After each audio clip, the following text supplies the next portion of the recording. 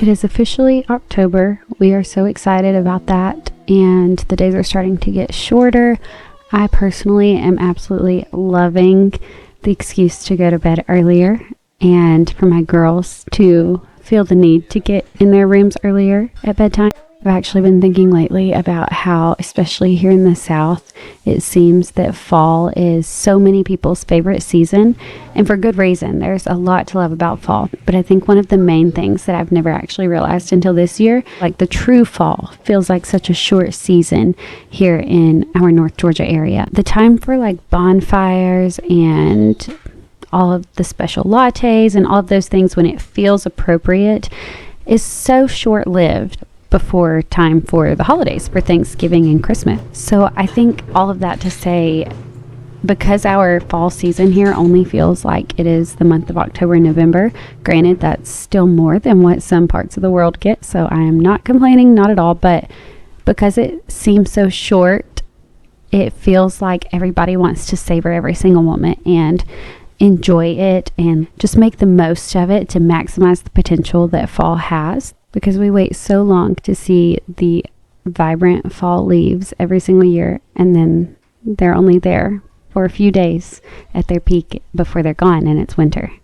While I really wish that we had that perspective on every season and every day of every single year, I think we would be a much happier world, a much happier society if that were the case. I am grateful to be in the season where that seems to be the situation that we are currently in the midst of, that we are surrounded by. It's like a whirlwind taking place all around us, and we're just in the eye of the storm, cozying up, diving into our homes, and all of the nurturing that we get to be a part of as homemakers, as stewards of the blessings that we have received.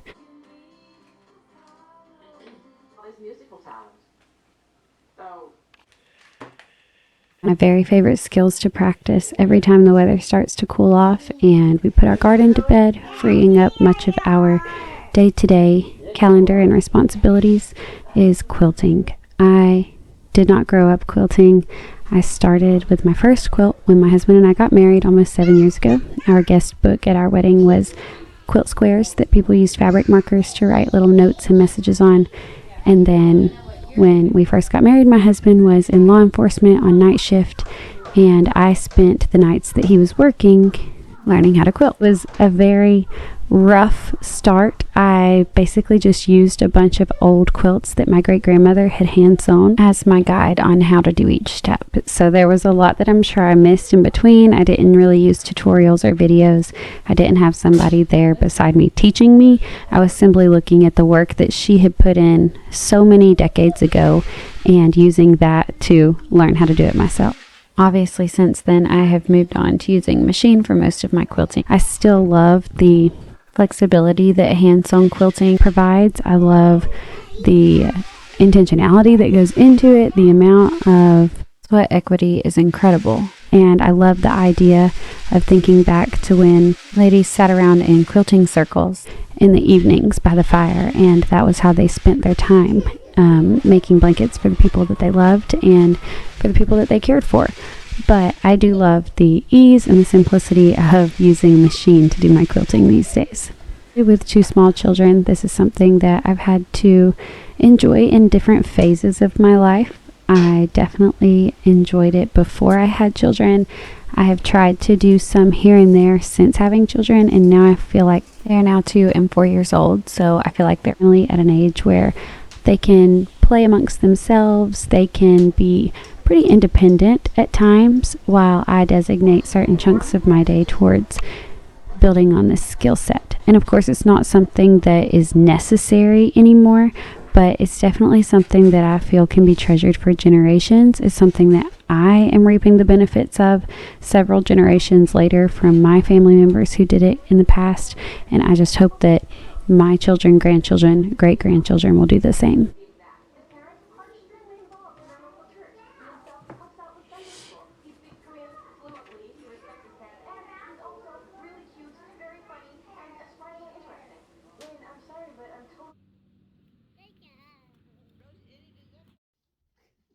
One of our favorite family outings any time of year is the local library. We are very, very fortunate to have a wonderful public library system where they have something for all ages. It's not only a place with access to free books to be checked out, free movies to be checked out, but it's also a place of entertainment.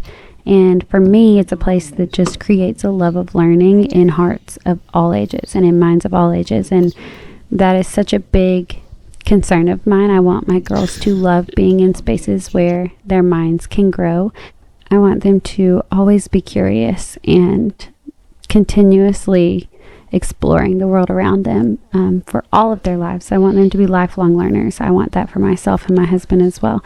So on this particular day, we were joined by my mom and my grandmother, and we fully enjoyed the activities which they had available. We picked out some wonderful fall-themed children's books and then brought them home to help us complete the perfect, cozy, rainy fall afternoon alongside our soup and grilled cheese lunch. Me too.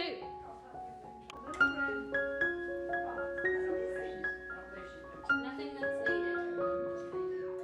It was sitting in the basket of the bicycle, and then it's in our yard.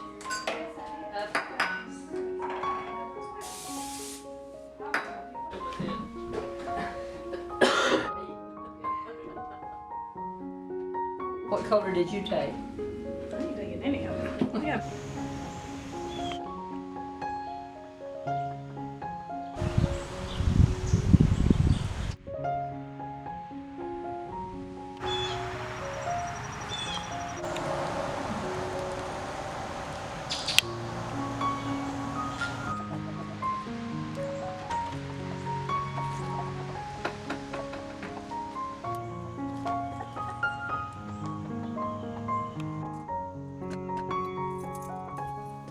Most Saturday or Sunday evenings, usually one or the other, my husband will choose to go deer hunting. It just works best for us if he goes in the evening versus the morning. He feels like the deer move a little bit more that time of day in our area. And for me personally, we are in the middle of nap time and quiet time when he leaves, and then I get to work on supper and he's home by dark. And if we're lucky, the Bulldogs are playing an evening game, so it all just flows really nicely into the rest of the day, which was the case on this day. And I have been wanting to share this recipe with you guys. This has become a weekly recipe for us. It is so simple. It is not at all what I thought I would use this Philly cheesesteak meat for whenever I bought the meat. It was one of those, I didn't have a grocery pickup planned, so I went to the store and was just walking through and saw this and thought, well, we can give that a try. It seems easy enough. But that's about as far as my mind went with it while I was in the store. So I went to looking on Pinterest, as all good homemakers do that did not grow up with being taught how to cook, and found this recipe for, I'll have it linked down in the description box as well, but it is for Philly cheesesteak sloppy joes. And let me just tell you guys, this is so easy to make and it is so delicious. It has the Philly meat, onions, and then, which I guess you could leave out if you wanted, but I'm learning to love cooked onions because of this recipe. And then you also add like some steak sauce, some W sauce, some different kinds of seasonings, some different things, but it's definitely been one that's added to my recipe book, and it is a go-to meal. It's simple, it's delicious, it's perfect for watching a big football game. It's perfect for any night of the week. My husband loves this as well. Like, he loves meals that are high in protein, and I don't know that this is particularly high in protein, but it's a manly meal and he is a huge fan of it.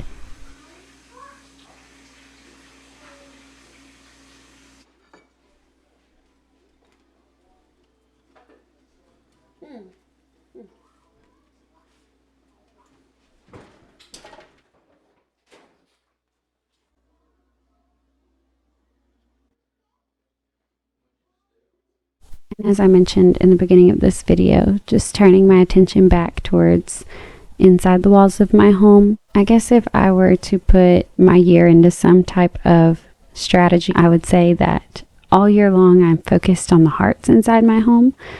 but all year long I'm not focused on the actual tasks inside the walls of my home. So whenever it starts cooling off, we aren't spending quite as much time outside working around our property. I, like I said, love to focus on the interior of my house. And of course, part of that is quilting. I always forget and always think that I can complete a quilt in one video, but that's just not the case because one, quilting takes time, and two, I do things like this where I come up with other ideas as I'm working on a quilt, and then I jump ship and start working on those instead. So I will complete the quilt. I put it in this video specifically for the purpose of holding myself accountable to show you the finished version, hopefully in next week's video.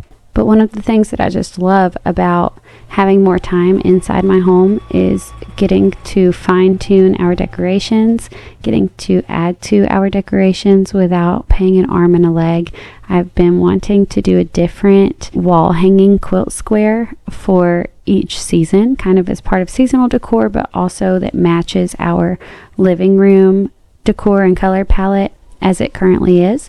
So I wanted to make this wall pumpkin, and I really like how it turned out. I don't know that I love where I've placed it yet, but I do love the idea of it and hope to add a Christmas tree when it comes time for that, and just continue in creating some of these special one-of-kind homemade decoration pieces that we can use for years and years. All throughout the winter, I try and look around our home and assess the systems that we have in place, determine what things could be done better, what is not running quite as smoothly or as efficiently as it should be or could be, and figure out how to improve upon those systems. That doesn't really start in the fall. Typically, I wait until after Christmas to get on with that because we're just so busy with all these other things during this time. It's like a sweet time of being inside the home but not really having to like work inside the home. We still have everyday household chores and tasks, of course, housekeeping if you will, but the bigger projects I like to save for true winter so that I can use this time to be creative and to enjoy all that this cozy season has to offer. So I know that we are well into fall by this point, officially only by a few weeks, but people have been posting fall content and putting up fall decor since a couple months ago. But for me, I feel like it's really just getting started. And while I do want to go to the apple farms and the pumpkin patches and the fall festivals, I want to do all the fun things with my family this fall. I am really just enjoying settling in this simple way to a really cozy and hopefully restful season. And those things will still be there. They're not going anywhere. They'll be around forever and ever. Every single fall season they'll be there. My little girls will not always be here. They will not always want to have movie nights and wear matching pajamas and eat copious amounts of popcorn. And I will not always have this opportunity and this kind of energy to rearrange my furniture and hang things on the walls and make new decorations for my house. So just as so many around me are hanging on every last word that autumn has and not knowing exactly when it will end, but knowing that it won't last long, I am hanging on every last word that this season of life has for me.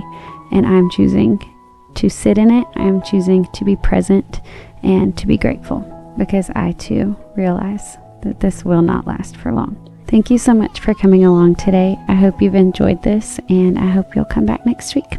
I hope you're having a great day wherever you're at, and I'll catch you next time. Bye guys.